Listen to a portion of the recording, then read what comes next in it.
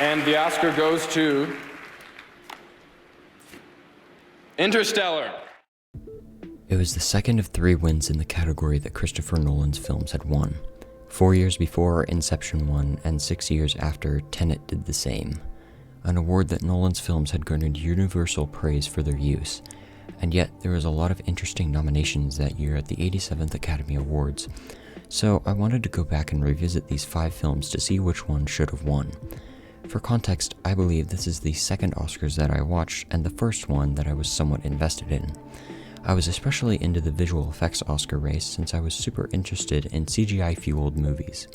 Also, disclaimer, I don't know jack about effects, I just think that for the most part, CGI is super cool in most circumstances.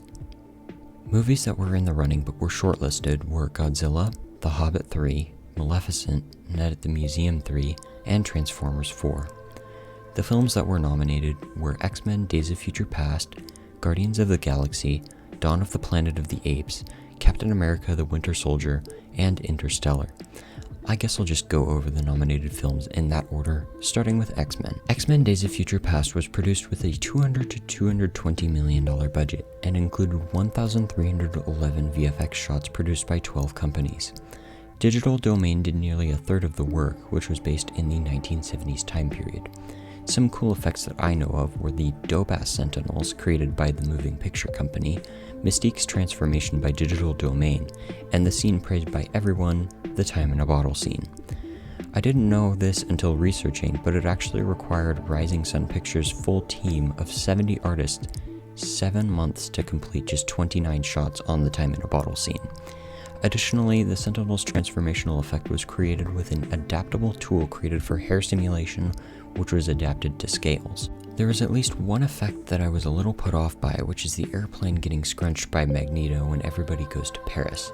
But then again, there was a lot of other work to do that was more important to the overall film. This was a film that had a ton of CG work, and I think that its nomination was totally deserved.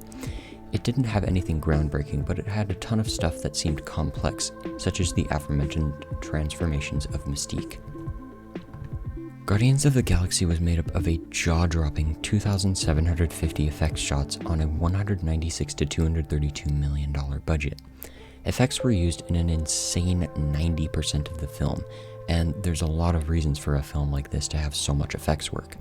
The thing that stood out to me were the incredible effects for the spaceships, such as the Milano and the Dark Aster, as well as the photoreal characters of Groot and Rocket and how real they look.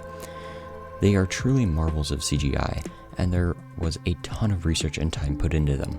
Moving Picture Company did effects for Groot, the Dark Aster, and the final battle, while Framestore worked on Rocket and Luma Pictures worked on Thanos. Rocket's fur was said to be a challenge, and several layers of fur were created and separately animated. One cool thing about Groot was that he was modeled as a bunch of roots acting as a muscle system. There was a ton of effects in Guardians of the Galaxy, and I think its nomination was warranted without even considering its 2 effects-driven characters. The sheer complexity of them is mind-boggling, and that really put Guardians into serious contention for the award. Dawn of the Planet of the Apes was and still remains the only film in this category at this specific awards that I haven't seen. However, there's still a lot to talk about. I actually watched the 3rd film from this series, and I was quite impressed by the work done to make the namesake apes look completely photoreal. Dawn had effects done by Weta Digital, which did effects and won Oscars for the Lord of the Rings movies. Because I haven't seen this film, there's not much else I can comment on. From the trailers, the film looks super realistic considering there's mocap apes starring. Shout out Andy Serkis. Captain America the Winter Soldier was created with around 2,500 visual effects shots on a budget of $170 to $177 million.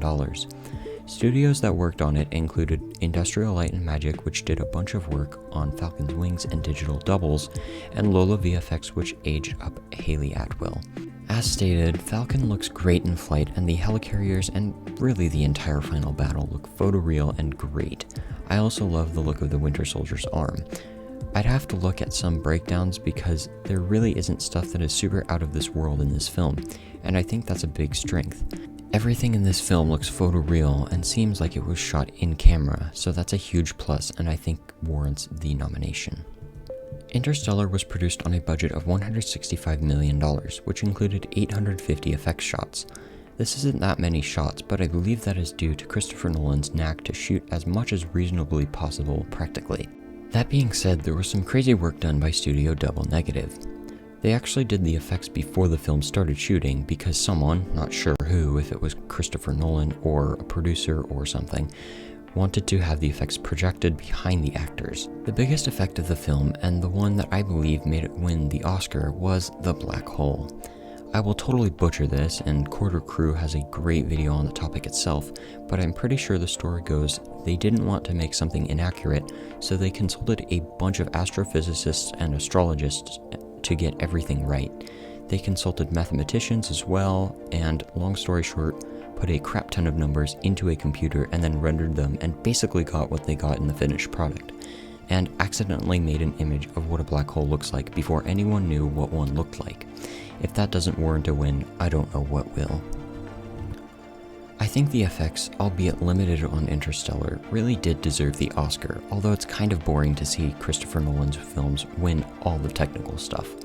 I think the runner-up for what could have won is Dawn of the Planet of the Apes, followed by either X-Men or Guardians, and last is Captain America.